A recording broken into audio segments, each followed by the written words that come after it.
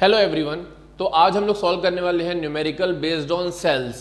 ठीक है, एक्चुअल में ये सेल बस का क्वेश्चन नहीं है। इसमें क्या है कि ये कॉम्प्लेक्स सर्किट है जिसमें आपके रेजिस्टेंस भी, एक्सटर्नल रेजिस्टेंस भी है, साथ में सेल्स भी है।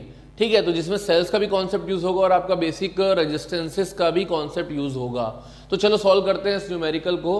तो first read down the question कि a network of resistances is connected to a 16 volt battery with internal resistance of 1 ohms as shown in the figure.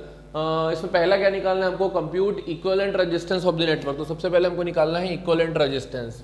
Second निकालना है क्या है, current in the each resistor, मतलब हमको हर resistance के across में current निकालना है। और उसके बाद लास्ट में obtain the voltage drops across VAB, VBC and VCD, यानी कि AB के अक्रॉस वोल्टेज ड्रॉप, BC के अक्रॉस वोल्टेज ड्रॉप और CD के अक्रॉस वोल्टेज ड्रॉप निकालना है। तो पहले सर्किट को ध्यान से देखते हैं क्योंकि इसमें कुछ कुछ हमको करना पड़ेगा। मैं मान लेता हूँ this is 16 volt battery having the internal resistance 1 ohm। आपका I करंट फ्लो करना यहाँ से स्टार्ट किया, I यहाँ पे आया, I यहाँ पे आया। अब ये करंट जो I है इस A जंक्शन में पहुंचने के बाद क्या हो जाएगा, डिवाइड हो जाएगा। मान लेता हूँ कि इसे इसके अक्रॉस करंट I1 हो गया, इसके अक्रॉस करंट I2 हो गया। क्लियर है, इस तरीके से करंट क्या हो गया आप लोग का, डिवाइड हो गया। सिमिलरली I1 I2 मिलके यहाँ पे आ गया, again it will be nothing but I, दोनों वापस जुड़ने के बाद आई जाएंगे, ये भी आई जाएंगे। उसके बाद क्या होगा आप लोग का कि अगेन करंट यहाँ पे फिर से डिवाइड होगा, that will be I3 and this will be I4। Clear है, तो अगेन ये मिलने के बाद क्या बन जाएगा, यहाँ पे आए I। तो मैंने क्या किया, इसलिए जानबूझ के नाम दे दिया ताकि करंट मेरे को इजीली निकालते बन जाए। तो सबसे पहला काम करते हैं हम लोग इक्विवेलेंट रेजिस्टेंस निकालने के लिए देखते हैं। तो आपको भाई विजुअली क्लियरली दिख रहा होगा कि 4 वाला आपका पैरेलल में कनेक्टेड है, 12 आपका पैरेलल में कनेक्टेड है, उसके बाद ये तीनों सीरीज में हो जाएंगे। तो हाउ टू कैलकुलेट, चलो स्टार्ट करते हैं कि इक्विवेलेंट रेजिस्टेंस कैसे निकालेंगे। पहले resistances between A and B are connected in parallel, therefore 1/R equivalent 1 नाम देता हूँ उसको। तो this will be nothing but 1/4 plus 1/4, यानी कि it will be nothing but 2/4। so I can say that R equivalent 1 is nothing but it will be 2 ohms। ठीक है, तो इन दोनों के बीच का जो इक्विवेलेंट रेजिस्टेंस आया वो कितना है, 2 ohms। नाउ मैं बात करता हूँ किसके बीच में, resistance between C and D। Resistance between C and D are connected in parallel. तो मैं इसका नाम देता हूँ से R equivalent 2।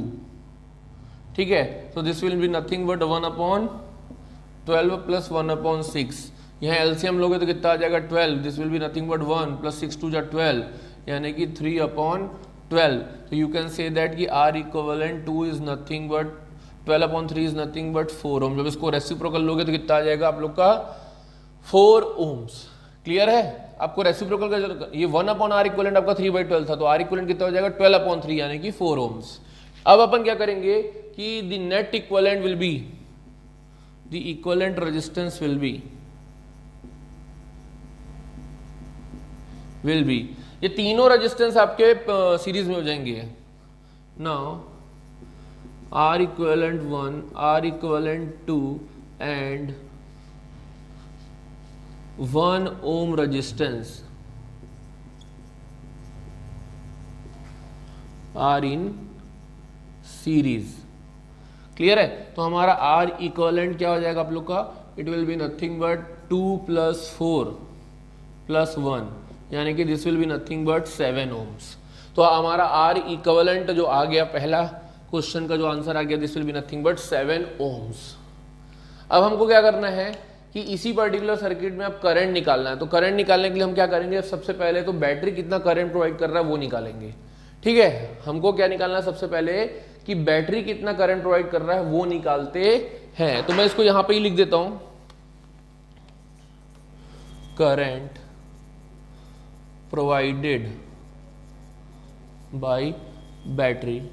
तो आप लोग सेल्स या बैटरी का एक कॉन्सेप्ट देखोगे, वहां पे आपका पता था EMF is nothing but, sorry हमारा करंट निकालना है तो current is nothing but EMF upon capital R plus small R. ये कैपिटल आर आपका यहाँ आर इक्वलेंट हो जाएगा जो कि एक्सटर्नल रेजिस्टेंस के करंट था, और स्मॉल आर आप लोग का इंटरनल रेजिस्टेंस हो जाएगा। तो आपको आई निकालना है। यहाँ पे आई आपका ईएमएफ कितना दिया हुआ है बैटरी का 16, कितना दिया आप लोग को 16 वोल्ट, और आपका इक्वलेंट रेजिस्टेंस कितना आया था 7, और आपका इंटरनल रेजिस्टेंस कितना दिया 1, यानी कि 16/8 यानी कि 2 एम्पियर्स। तो हमारा ये जो करंट आई आया ये कितना आया हम लोग का 2 एम्पियर। क्लियर है। तो हम लोगों ने क्या किया कि यहाँ पे टोटल करंट निकाल दिया, लेकिन हमको बोला है ईच रजिस्टर में निकालने के लिए, तो अपन चलो ईच रजिस्टर में भी निकालते हैं। तो इसके लिए मैं ये वाले पोर्शन को रफ कर देता हूँ।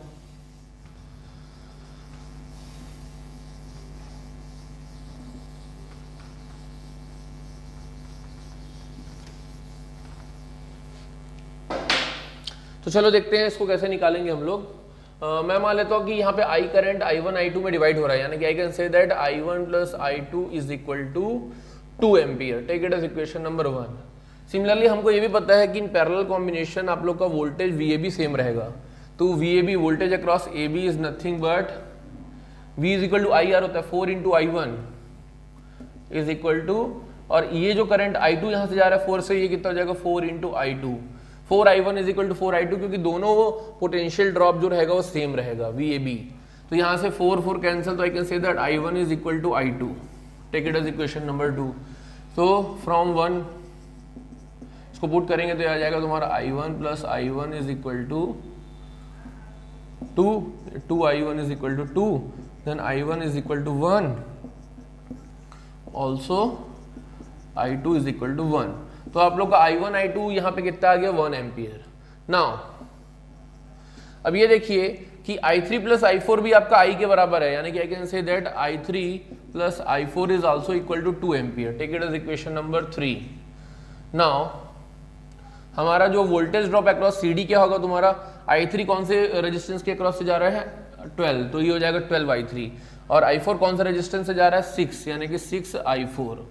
क्लियर है। तो इसको और सॉल्व करेंगे तो क्या आ जाएगा तुम्हारा I4 is equal to 2I3। Take it as equation number 4। तो फ्रॉम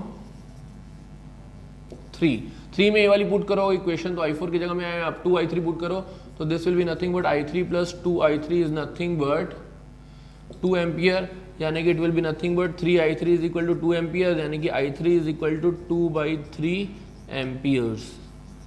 इसको किसी भी इक्वेशन में पुट कर दो तो I4 निकल जाएगा। तो I4 कितना आ जाएगा आप लोग का, therefore I4 will be nothing but, अगर इक्वेशन 4 में पुट करोगे it will be nothing but 4/3 amperes. तो ये हमारा करंट I3 I4 भी आ गया, I1 I2 भी आ गया। तो हमारा सेकंड क्वेश्चन भी यहाँ पे सॉल्व हो गया। पहले इक्विवेलेंट रेजिस्टेंस निकाले, फिर करंट अक्रॉस ईच रजिस्टर। ये 1 ओम रजिस्टर के अक्रॉस तो हमारा यही वाला 2 एम्पियर का करंट जाएगा ना, इसमें तो निकालने की जरूरत ही नहीं है। अब हम लोग बात करते हैं लास्ट में कि obtain the voltage drops across VAB, VBC and VCD। ठीक है। तो अपन चाहें तो इसी पर्टिकुलर जो लिखा हुआ है उसको देख के ही निकाल सकते हैं। तो मैं थोड़ा ये ऊपर वाला क्वेश्चन वाला पोर्शन रफ कर रहा हूं ताकि आपको उसको देखते हुए ही आप क्या कर सकते हैं, निकाल सकते हैं।